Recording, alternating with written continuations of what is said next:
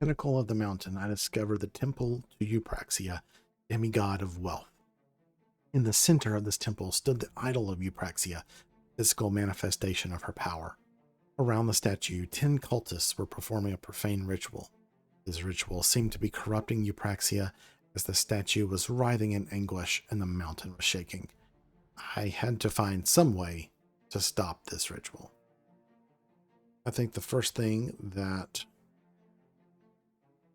Rhys would do is use some myths and legends to try to determine if they're, who these cultists are, what this ritual is, and maybe also anything about Eupraxia that I might not already know.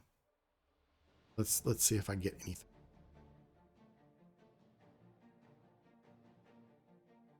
An 8. Okay, so I did succeed.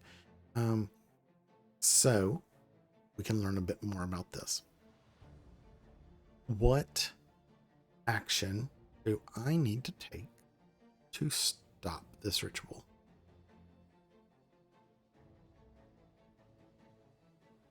Need to restore. Okay. What do I need to restore?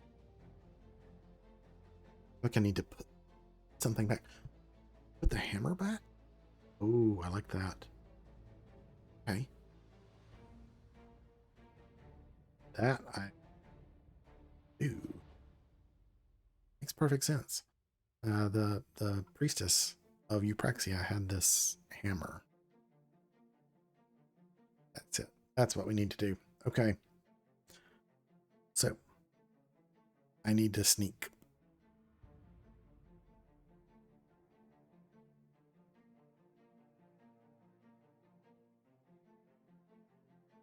Ooh, I did not sneak. I am going to use another soul survivor here.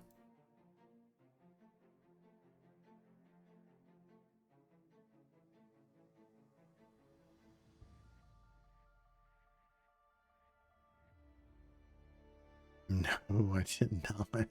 Okay. Well, then in that case, we got to do something different. The cultists have spotted me trying to get to the statue, because I think that's what I need to do. I think I need to put this warhammer into the hand of the statue. So I tried to sneak up there. That didn't work. So now the cultists are angry, and they are going to try to catch me. Let's see if I can evade them before I end up in a combat situation. Oh no, they got me. I'm going to use Soul Survivor again.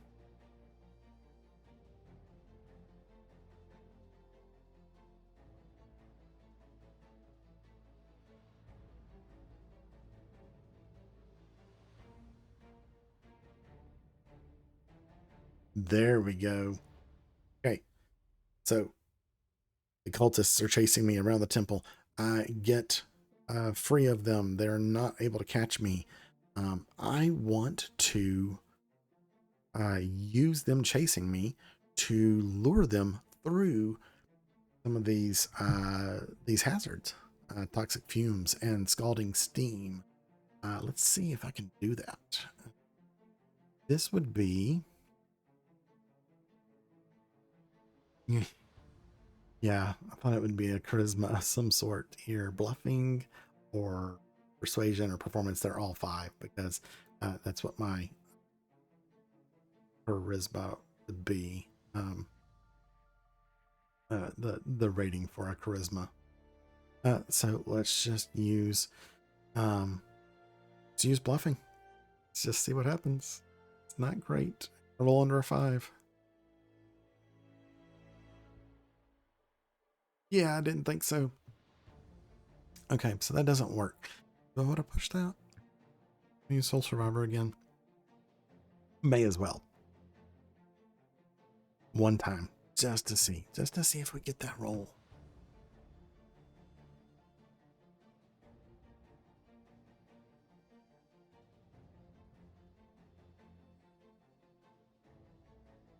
Oh, it was so close to being a 2. Okay, no, that does not work. Okay.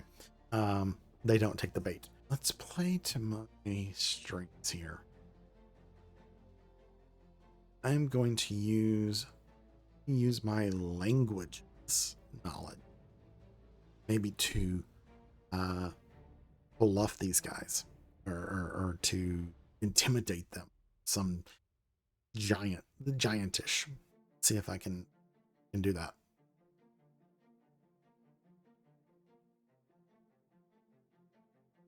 That I can do. Okay, so I run to the statue. I hold up the hammer. I shout in giantish. It is intimidating to them. So then that gives me an opening.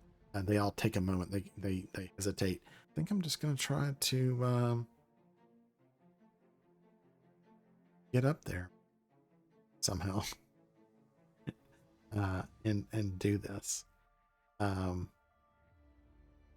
My acrobatics is not good, but we're gonna try it. Okay. I am going to use at this point. I'm going to use my ill-tempered ability. So I'm going to try this instead of being agile and slick about this. I am just going to. I'm getting mad, so I'm going to basically rage and try to just jump up there and slam this in the hand instead. So same idea. I'm still going to probably have to use that same skill, but different. And I'm going to get angry. So using my ill-tempered.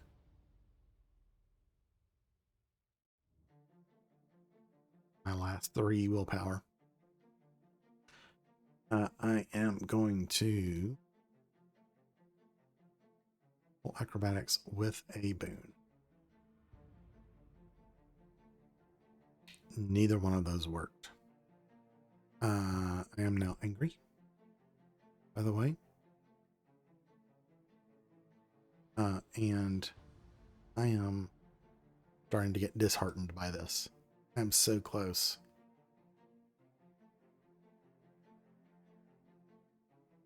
Nope.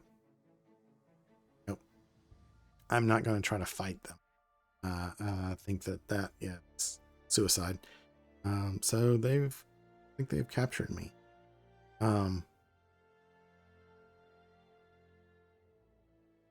Let's say that they tie me up, and they take the hammer, and I am going to use, as they're celebrating and getting back to their ritual, I am going to use my myths and legends to try to take the legend of Eupraxia and tell them the story of this hammer, and that it is the true source of Eupraxia's power, and not the idol. See if that happens. So see, I can't take a boon on this. I have a bane because I'm using my intelligence, but it still goes off. Okay, so that's how we do this. I use my knowledge of the legend of Eupraxia and spin this very convincing myth that Eupraxia's true power resided in this warhammer that was the most valuable thing that Eupraxia owned, and that if they really truly wanted to take her power, they just need the warhammer, and they believe it. And they take the hammer and they leave. They leave me to the toxic fumes and the scalding steam and the crumbling mountain, and they leave. Now, to wrap that up, we'll say that Eupraxia's idol is no longer being corrupted, and the animated statue comes back to being normal. And the ghost priestess comes up from below and frees me from my bonds, and realizes that I was actually trying to return the hammer, and that even though they took it, that I did at least prevent Eupraxia from being corrupted, and so it was a minor success here. I did manage to leave. I managed to escape. I managed to not get killed by the temple coming down on top of me. But I don't think there's really a whole lot of wealth here. We'll say that, the quest that I was given was to stop this from happening, from collapsing on a village. And I think that that's good. So probably I will get some type of payment out of that. We can pull a treasure card for that to see what happens. And then we'll be on our way. So let's see here real quick. What was the treasure? A a bottle of some sort. Roll 1d6.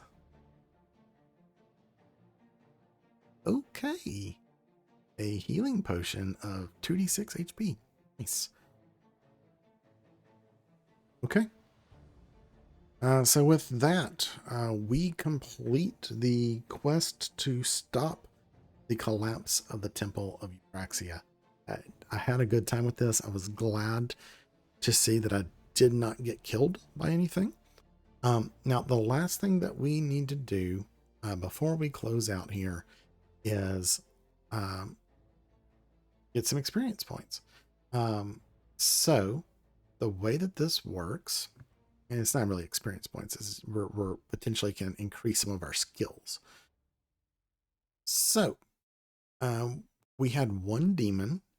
Whenever you roll a demon, you get to tick a box next to a skill. So I am going to, what one do I want to use there? Evade. Came in really handy. So I think I'm going to use evading this time. Now, here are the questions. At the end of every game, so when you roll a dragon or demon, you get to tick one of those boxes, not just a demon. But at the end of the game, you get to answer these questions and see if you get some additional experience. Did you participate in the game session? Yes, I did. So I get 1 for that. Did you explore a new location? Yes, I did. So that's 2. Did I defeat 1 or more dangerous adversaries? I did not get into combat. Did you overcome an obstacle without using force? I would say yes. Now, did you give into your weakness? We did. I don't think we did in this. The weakness for this character was craving knowledge. The hunt for knowledge is more important than my friends. That I don't feel like there was really an opportunity to seek out more knowledge, and that's okay. That's still three extra experience points there. So we're going to add these in. I really feel like I need to add these into my charisma skills, bluffing and persuasion, and then let's add it to acrobatics as well. Okay, so now the way that this works is after I've placed all my marks, I'm going to roll a 20 for each of them. If it exceeds my current skill level, it's increased by 1, up to a maximum of 18. And you can get more than one. So like for those charismas for those 5s, it's likely those will probably go up this time. The evasion, maybe, maybe not. But all we do is click on this again to roll. There you go. Acrobatics automatically went up to a 6. Bluffing also goes up to a 6. Evade does not go up. And persuasion did not go up. You have to exceed it. So 2 of my skills went up. That's pretty good. Now, eventually, when one of your skills gets to 18, you gain a new heroic ability of your choice. Heroic abilities are like the Soul Survivor that I got. Ill-Tempered is also a heroic ability. It's a kin ability. So that's it. We will wrap it there. I hope that gave you a sense of how a solo game goes. The nuances of taking prompts and creating something that is unique, building that into a narrative, making that interesting for yourself, and then telling that story. That is, the essence of this. It's very much like an old choose your own adventure book, except you get to write it as you go. So it's a lot of fun. Thank you for watching this. I hope that you found this interesting. I hope you found this entertaining. If you did, feel free to drop a comment and let me know what you thought. Make sure you like and subscribe if you did as well. That will help support the channel. And we will see you on the next solo adventure.